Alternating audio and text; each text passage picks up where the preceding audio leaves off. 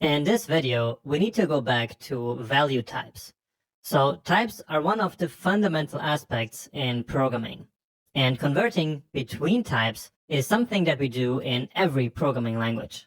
For example, converting a string to a number or a number into a Boolean is something that we do all the time.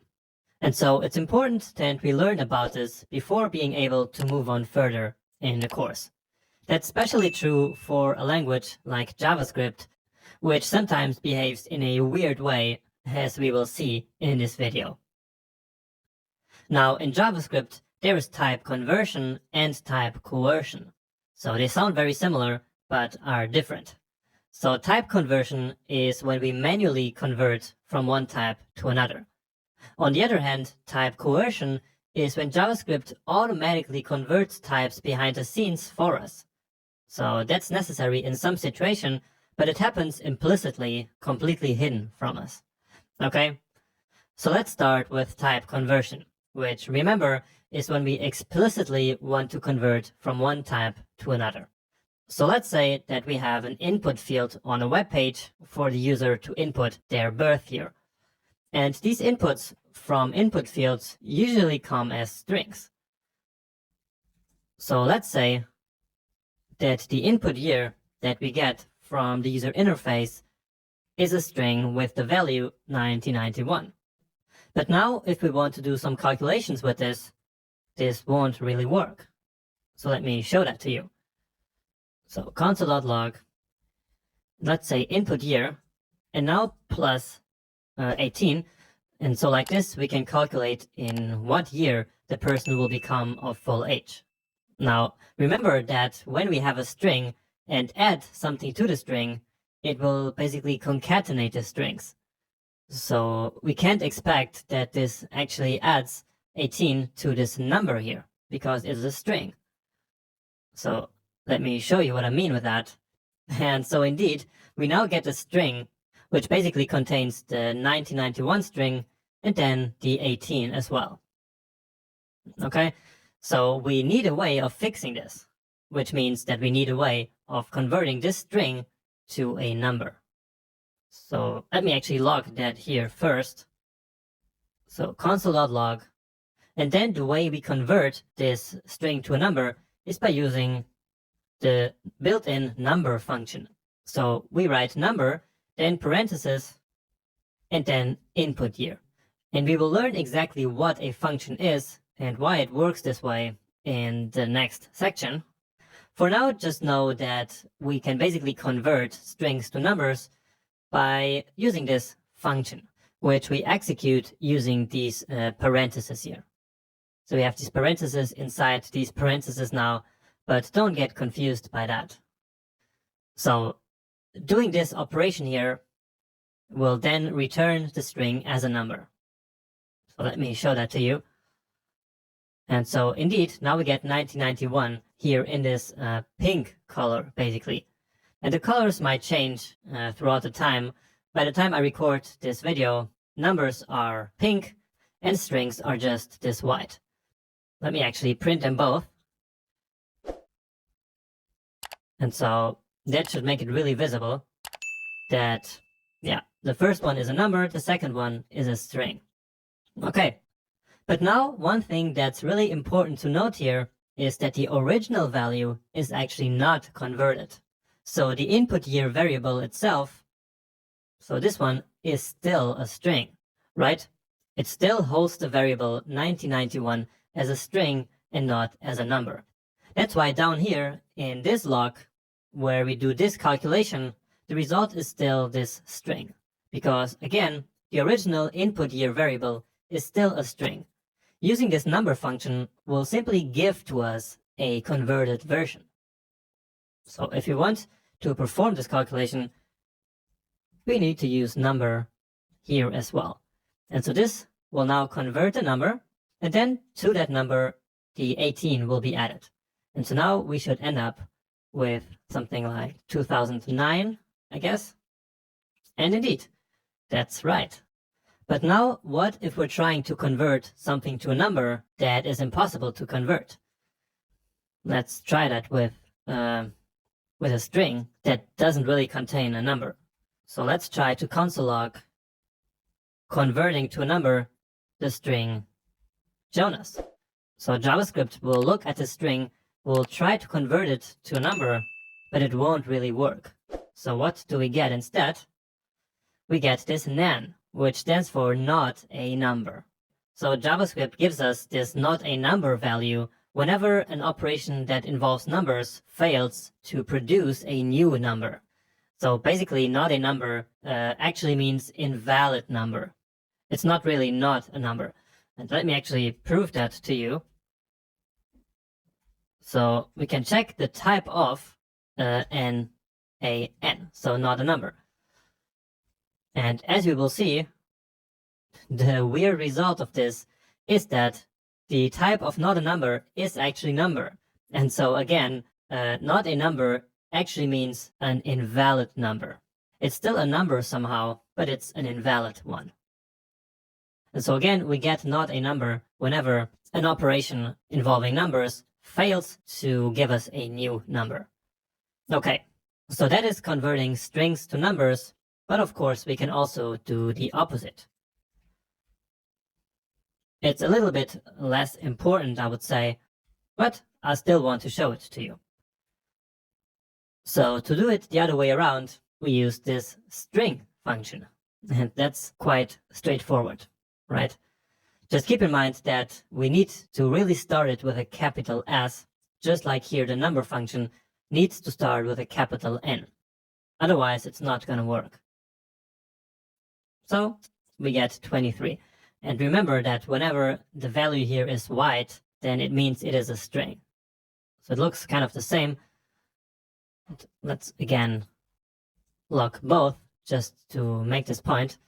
So the pink one is the value that actually has the number type, and this one has the string type.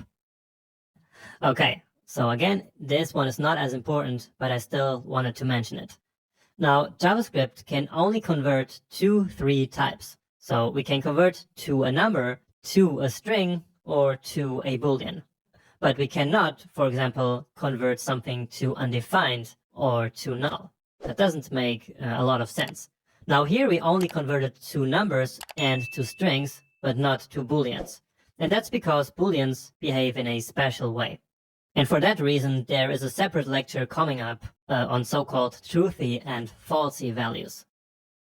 Great, so that is type conversion, where we do manually convert from one type to another.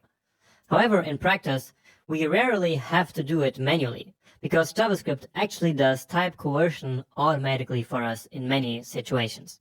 So let's talk about that now. And let's just separate this here with some comments.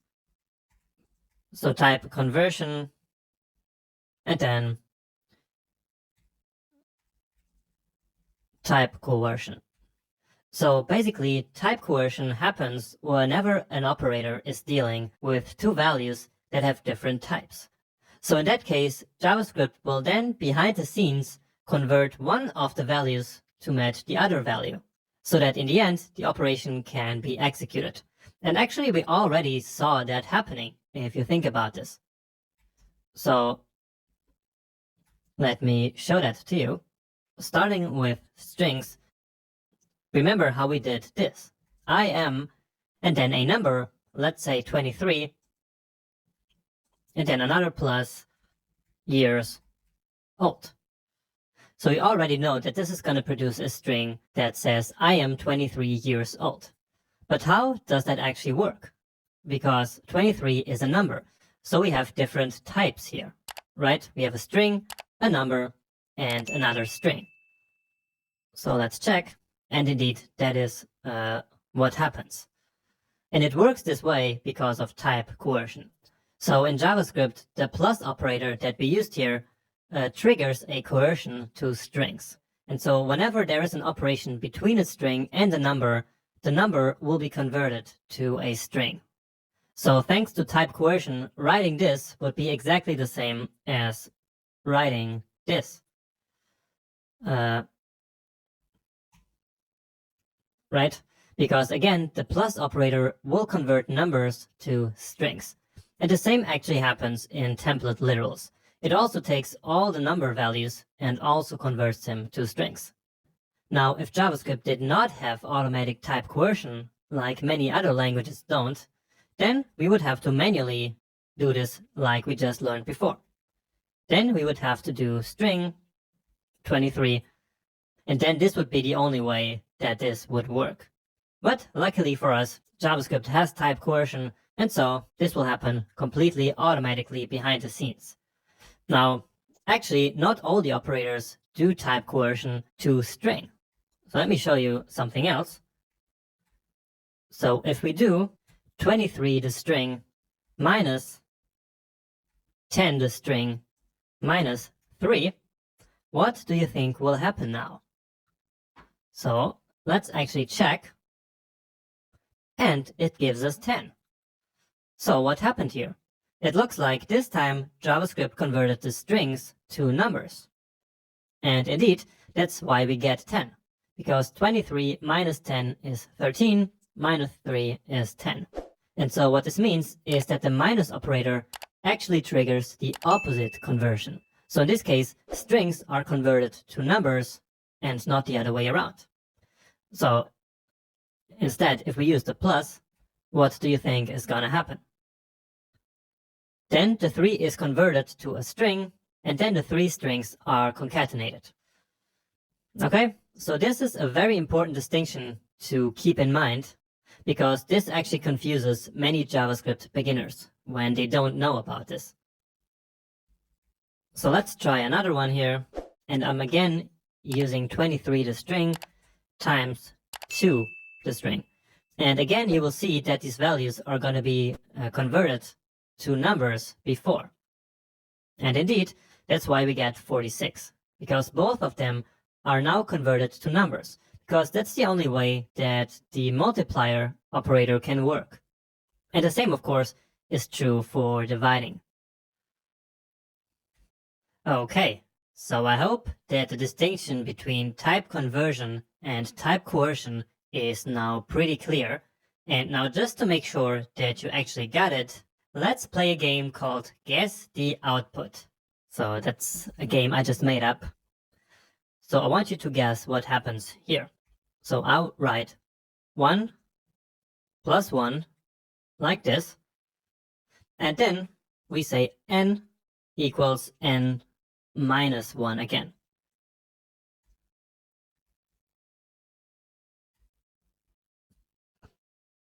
So what do you think n will look like when we log it to the console? So essentially we start with 1 the string, then we add 1, and then we subtract 1. So take a moment to think what this should look like, and then let's take a look at the solution. And it is 10. So that's a bit counterintuitive, but according to the rules that we just learned before, it actually makes sense. So here in the first line, 1 plus 1 will actually turn out to be 11 the string, because we have one string here, and then the plus operator will automatically convert the number to a string. And so the result of this one is the string 11. But then here we have the minus operator. And in the minus operator, whenever we have a string or more strings, it will then convert it to a number. And so here, the string 11 will be converted to 11 the number, and then 11 minus 1 is of course 10.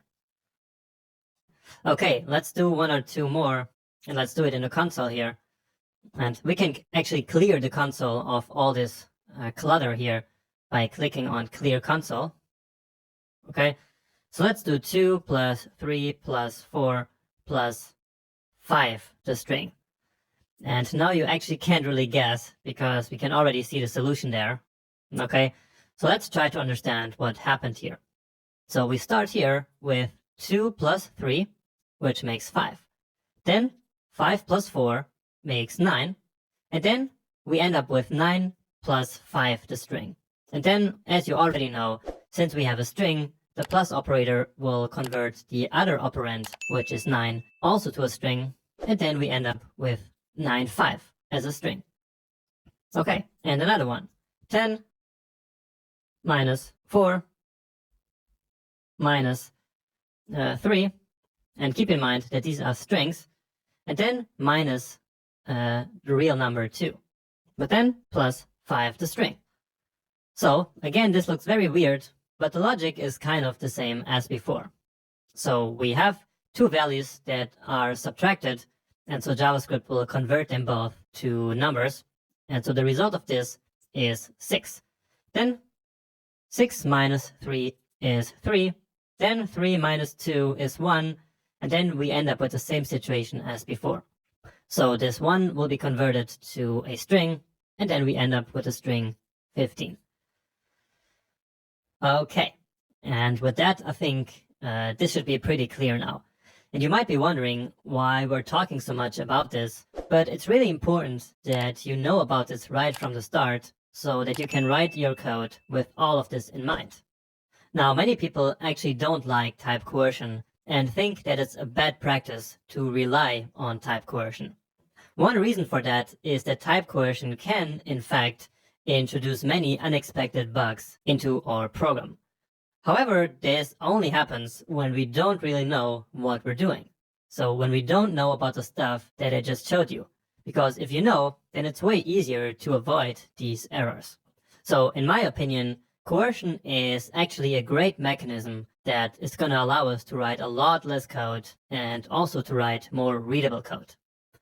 So really make sure to take some time to understand how type coercion works and then just embrace it in your code.